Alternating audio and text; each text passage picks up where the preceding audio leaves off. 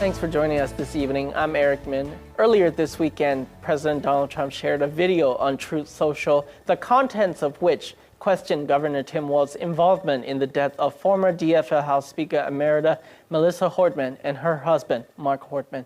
This evening, the children of Melissa and Mark Hortman released a statement in response to the president's post. For context, Melissa Hortman, Mark Hortman, and their dog Gilbert were killed in their home by a man impersonating as law enforcement last summer. The murderer, Vance Boelter, also attempted to kill DFL Senator John Hoffman and his wife, Yvette. They survived the shooting.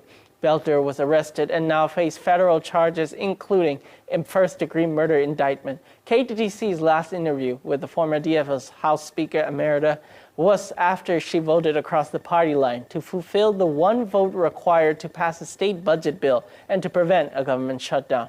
Yesterday on Truth Social, President Trump shared this video you're seeing on your screen. The video features a TikTok video where the author says that Vance Boelter sent a letter to FBI Director Kash Patel stating Governor Tim Walz, quote, forced him to do it, end quote. She says Boelter and his wife worked for Walz for years. At one point, she says in part, quote, was Melissa Hortman unalived because she voted against a multi-billion dollar money laundering fraud, end quote. In response, Colin and Sophie Hortman, who are the children of Melissa and Mark, released statements asking President Trump to remove the video.